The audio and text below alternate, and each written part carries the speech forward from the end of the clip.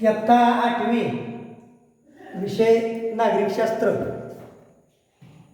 प्रकरण 2 भारताची संसद हे प्रकरण आपण पाहतोय। या मुद्द्याचा आपण वापर करणार आहोत। संक्षिप्त स्वरूपात हा पाठ आपण पाहणार आहोत। पाठ संपल्यानंतर पाठ तुम्ही चांगला वाचायचा आहे। भारताची संसद, तर संसद म्हणजे काय, तर राष्ट्रीय पातळीवरील शासन यंत्रणेच्या कायदेमंडळाला संसद असं म्हणतात। संसदेत राष्ट्रपती, लोकसभा, राज्यसभा याचा समावेश आहे। राष्ट्रपतीला संसदेच्या दैनंदिन कामकाजात भाग घेता येत नाही। भारतीय संविधानाकडून संसदेची निर्मिती झालेली आहे। त्यानंतर मग आहे खासदार, लोकसभा आणि राज्यसभा यांच्या सदस्यांना खासदार असं म्हणायचं, लक्षात घ्या। आपल्या मतदारसंघाचे प्रश्न सभागृहात मांडून ते सोडवण्याचा प्रयत्न खासदार करत असतात। शासनाकडून खासदारांना आपल्या मतदारसंघाच्या विकास कामासाठी विकास निधी मंजूर केला जातो।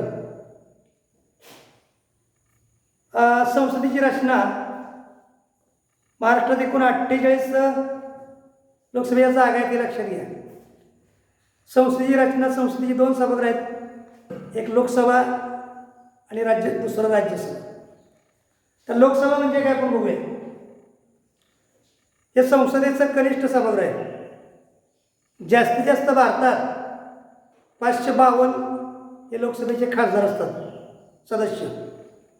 देशभरातील भौगोलिक मतदारसंघातून थेट जनतेकडून सदस्याची निवड होत असते। अँग्लो इंडियन समाजास पुरेसं प्रतिनिधित्व नसल्यास राष्ट्रपती 2 प्रतिनिधीची लोकसभेवर नियुक्ती करतात। अनुसूचित जाती जमातींना मतदारसंघ राखीव ठेवलेले असतात। लोकसभेचा कार्यकाल हा 5 वर्ष असतो। दर 5 वर्षांनी सार्वत्रिक निवडणुका होत असतात। लोकसभेची निवडणूक लढवण्यासाठी उमेदवाराचं वय 25 वर्ष पूर्ण असावं। त्यानंतर राज्यसभा हे संसदेचं वरिष्ठ आणि द्वितीय सभागृह आहे। एकूण सदस्य संख्या राज्यसभेच्या सदस्याची 250। प्रमाणशीर प्रतिनिधित्व पद्धतीनं घटक राज्य व संघशासित प्रदेश यांच्या विधानसभांच्या सभासदाकडून 238 सदस्याची निवड होत असते, म्हणजे आमदाराकडून। कला, क्रीडा, साहित्य या क्षेत्रातील तज्ज्ञ व्यक्तीमधून 12 व्यक्तीची राष्ट्रपतीकडून नेमणूक केली जाते। प्रतिनिधित्वात आरक्षण याच्यामध्ये लोकसभेला नाही। स्थायी सभागृह दर 2 वर्षांनी एकूण सदस्याच्या 1/3 इतके सभासद निवृत्त होतात व तेवढ्याच सभासदाची नव्यानं निवड होते। म्हणजे प्रत्येक सभासदाचा कार्यकाल हा 6 वर्षाचा आहे। राज्यसभेच्या सभासदाचा कालावधी, लोकसभेच्या सभासदाचा कालावधी किती आहे, त्याचा कालावधी आहे 5 वर्षाचा, लक्षात घ्या। राज्यसभेसाठी किमान वय 60 वर्ष असावं। किमान वय 60 वर्षे असावं। प्रथम मुद्दा आहे संसदेची कार्य। आता या संसदेची कार्य काय, कायद्यासंबंधीचं कार्य। पहिलं, कायद्यासंबंधीचं कार्य काय करतात, जनहित आणि संविधानाची उद्दिष्ट साध्य करण्यासाठी नव्या कायद्याची निर्मिती करणं, कालबाह्य झालेले कायदे बदलणं, अस्तित्वात आलेल्या कायद्यात दुरुस्त्या आणि बदल करणं। दुसरं कार्य मंत्रिमंडळावर नियंत्रण, संसदेचं दुसरं कार्य। संसद मंत्रिमंडळातील विविध मार्गाने नियंत्रण ठेवते. संस्थेला दुर्लक्ष करून चालत नाही. मंत्रिमंडळ कारभार करू शकत नाही. संसदेला विश्वासात घेतलं पाहिजे. प्रश्न विचारून आयुष्याचा ठराव आणून संसद मंत्रिमंडळावर नियंत्रण ठेवू शकते. तिसरं संस्थेचं काम आहे संविधानामध्ये दुरुस्ती.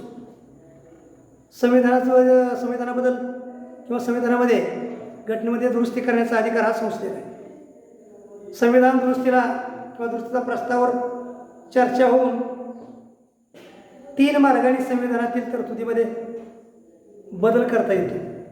पहिला मार्ग बदल करण्याचा साध्या बहुमतानं, दुसरा विशेष बहुमतानं आणि तिसरा संसद विषय बहुमत अधिक निम्म्यापेक्षा अधिक घटक राज्यांचा मान्यता घ्यावी लागते.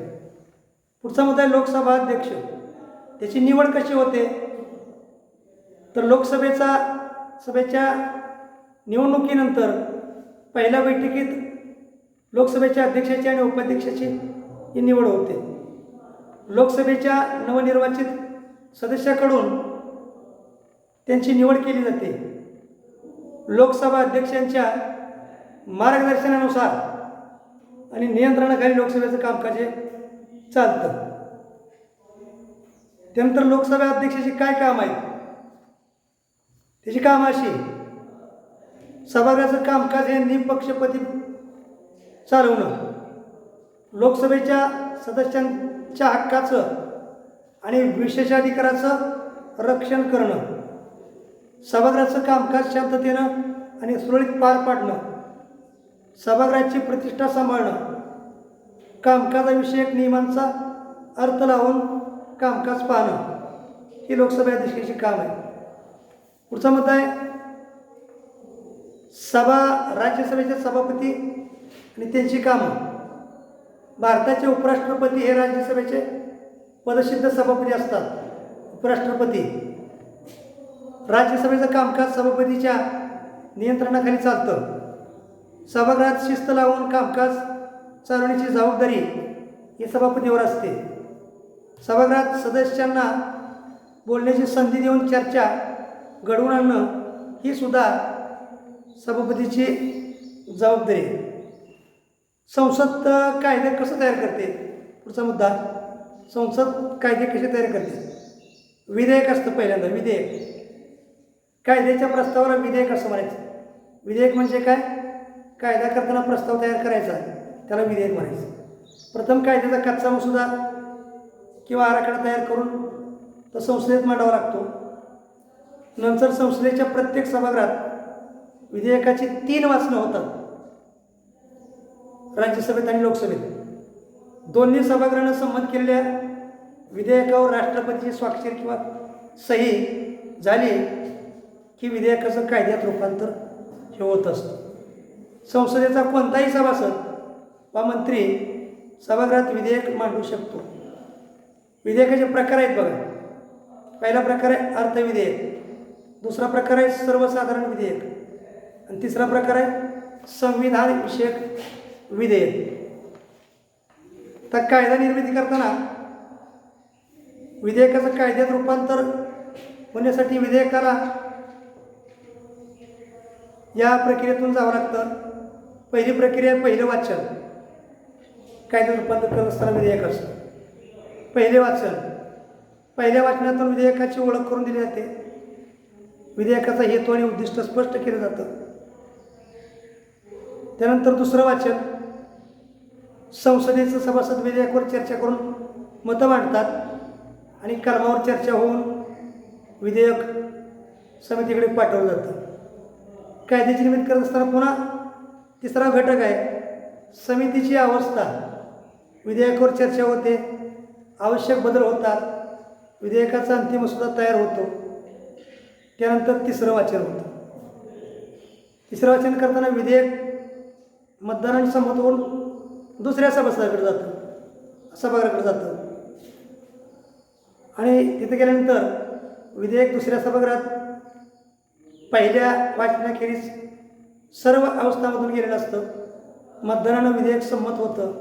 मतभेद झाल्यास दोन्ही सभागृहाची संयुक्त अशा रूपानं बैठक बोलवली जाते आणि शेवटच्या टप्प्यात त्या विधेयकाला राष्ट्रपतीची मान्यता ही मिळावी लागते. म्हणून राष्ट्रपतीची मान्यता अतिशय महत्त्वाची. हे सगळं पहिलं दुसरं वाचन झालं, समितीची अवस्था पाहिली तिसऱ्यांदा, पुन्हा तिसरं वाचन झालं, विधेयक दुसऱ्या सभागृहात जातं पुन्हा. राष्ट्रपतीची मान्यता घेताना राष्ट्रपतीच्या संमतीनं विधेयकाचं एक कायद्यात रूपांतर होतं. राष्ट्रपती विधेयक पुनर्विचारासाठी संसदेत पाठवू शकतात. अशा प्रकारे या कायदेनिर्मितीची प्रक्रिया ही सुरू असते. भारताची संसद या प्रकरणामध्ये आपण संक्षिप्त माहिती पाहिली. संसदेला खासदार, संसदेची 2 सभागृह, लोकसभा, राज्यसभा, त्याची निवड कशी केली जाते, पात्रता काय हे पाहिलं. त्यानंतर संसदेची कार्य, कायद्यासंबंधीची कामं काय, संसदेच्या कार्यामध्ये कायद्यासंबंधीचं काम संसद करते, मंत्रिमंडळावर नियंत्रण ठेवते, संविधान दुरुस्ती करते. मग या लोकसभेचा अध्यक्ष असतात, त्याची निवड कशी होते, लोकसभा अध्यक्षाची कामं, राज्यसभेचे सभापती, उपराष्ट्रपती असतात, त्यांची कामं, संसद कायदे तयार करते. विधेयक तयार करत असताना विधेयकाचे 3 प्रकार असतात, ते पाहिले. आणि कायद्याची निर्मितीची प्रक्रिया कशी होते हाही भाग आपण संक्षिप्त स्वरूपामध्ये पाहिलेला आहे. पाठ चांगला वाचायचा आणि वाचल्यानंतर त्याचे प्रश्नोत्तर वगैरे लिहायचे. ठीक आहे, आपण या ठिकाणी थांबूया.